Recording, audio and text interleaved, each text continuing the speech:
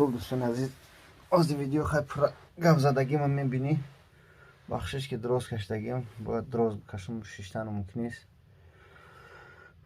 خداوند و دعا میکنیم که خاک بیروز رحمت کنه گذشتگان شه. از ویدیو را خیلی میبینی پولی خدمت کردن ساعت 1 شب دیشب. فقط دعا کنید. دو آرزوی دیگه دارم. همین دو آرزو ما پروردگار همین چی میگن برآورده عمل کنه بعد جان ما بگیره دیگه. یگان آرزوی به قیامت انشالله ندارم. فقط دعاگو باشه.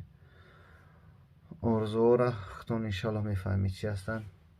در ویدیو دیگری انشالله حرکت میکنم بگم شو. دعاگو باشه انشالله.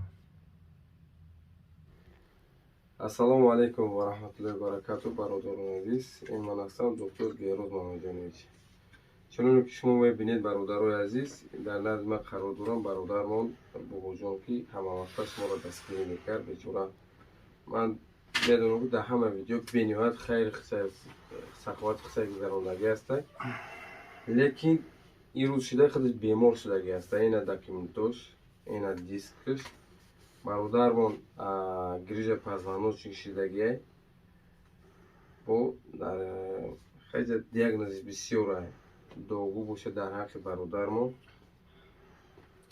بیچاره راگشته سوز نمیتونه. خیلی دوگو باشه فقط همه وقت دوگو باشه. خیلی چی گفتم میتونم طرفی من باشد همچون دکتر من گفتم میتونم برادر خیلی خودش دایم وقت بیمار بوده است ولی ما را نمیگفته است. خیلی سخن داخلش میتونی سخن بگذار خیلی سخن کنه با خوبتر میشه. پیش بیا خشلو بینم. سلام علیکم اکا برادران پدران مادران عزیز. خدا نگهبان تو باشه. راستش خودم نمیدونستم خیلی کسلم سریاز نیه. فقط از هر یک قدم شما خواهش میکنم که در حق دعاگو باشه. این رقمای در روی اکران میبینی با نگی کارتام دستم جمع کرده. این رقمای دکتره. این دکتر بیروز جان و خدا رحمت کنه گذشتگان شه. در خدمت خلق الحمدلله طول 1.5 سال شد میشناسمش. یعنی که رقماش هم اینو در خدمت دکتر در کار باشه. خیرور برای مقصد دست حلال کردن گودک و مقصد همه خدمت رسانی هست انشالله.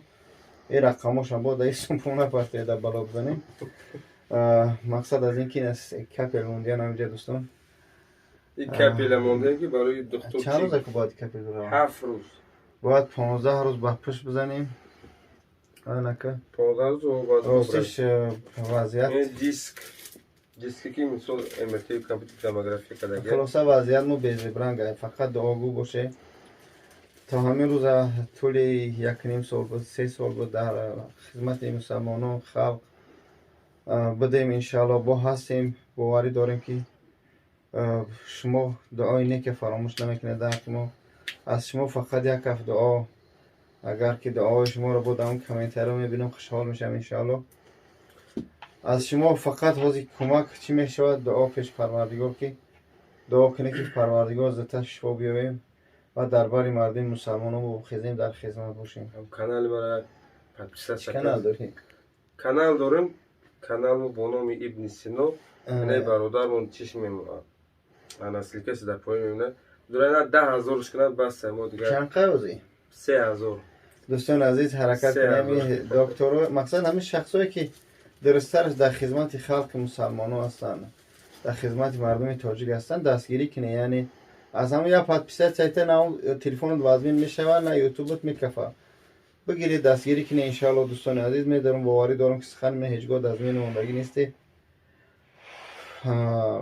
حرکت کنه انشالله در خدمت باشه.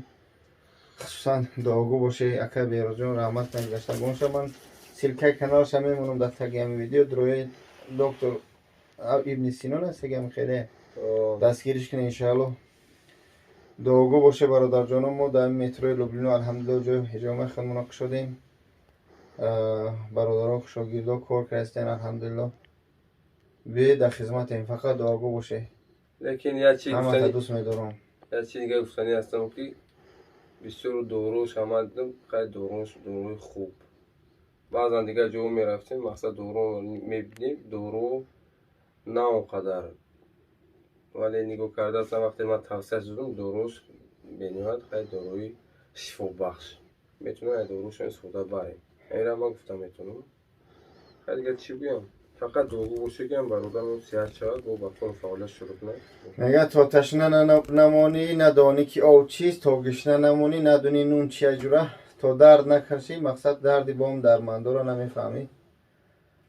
این درد، این غم ها یا یک سنجش پروردگارم خداوند با این سنجش هم با سری بلند برایم که یعنی گاه با خوب میشن خیلی دردها را میبینیم خداوند با یاد میکنیم که خدایا مقصد این مشکل ما براریم.